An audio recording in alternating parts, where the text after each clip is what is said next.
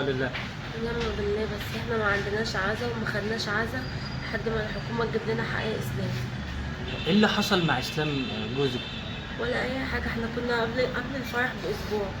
احنا كاتبين الكتاب بقالنا 6 شهور ومخطوبين بقالنا 8 سنين. قبل الفرح باسبوع نزلنا شارع المسبق بنجيب طلبات لاخر حاجة للشقة، حاجات بسيطة، وماشيين ففي توك توك خبطنا، فنزل منه واحد. اسلام شد معاه ضربه بايده. الموضوع انتهى ومشينا وعدى اسبوع. خناقه عاديه يعني؟ خبطنا بالتوك توك ونازل بيزعق، يعني خبطنا وكمان بيزعق. فاسلام ضربه وسابنا ومشينا خلاص، وضربه بايده ما عوروش ولا اي حاجه.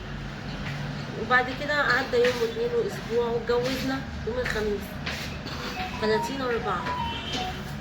يوم الاربع 6/5 جم خبطوا على باب الشقه، فتح الباب. مين؟ قال له انا فلان الفلاني يا اسلام، تعالى تحت انا عايزك. انا كنت جوه. دخل قال له ماشي، طب اتفضل اتفضل. قال له لا انزلي.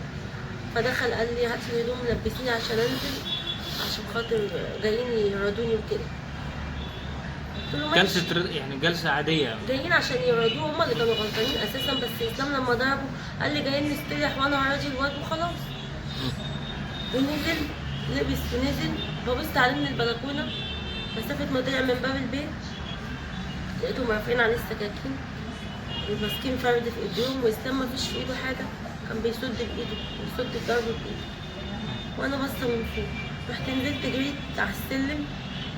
من لما نزلت السلم انا في السابع، من لما نزلت السلم لقيته واقع في الارض سايح في دمه. خدته في حضني ما اتكلمش ولا كلمه. لقيته متعور بالسكاكين في ايده وفي دماغه وفي جنبه، واخد طلقه في بقه كان متعور جامد. ما اتكلمش معايا ولا كلمه وبقه كان مفتوح ومتعور. فضلت واخداه في حضني، الدم عمال ينزف من كل حته، لحد ما جه اخوه جاب لي التوك توك وركبنا وديته المستشفى، مستشفى الساحل.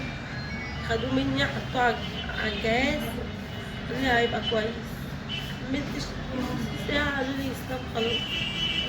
خلاص ازاي؟ انا داخله المستشفى باسلام، نفسي اطلع من المستشفى وهو ماسك ايدي. بقالي 8 سنين ما سبتوش ولا سابني، كل ما نتخانق نرجع لبعض. اسلام حنين عليا، بيحبني وانا بحبه. هو جاركم اصلا؟ ماليش في الدنيا حد غيره، هو ابويا واخويا وحبيبي وجوزي. مكانش بيقول لي يا خطيبتي ولا يا مراتي، كان بيقول لي يا بنتي. فرق السن بيني وبينه 7 سنين، هو اكبر مني ب7 سنين. انا خطبت له وانا عندي 17 سنه، انا دلوقتي بقى عندي 25 سنه.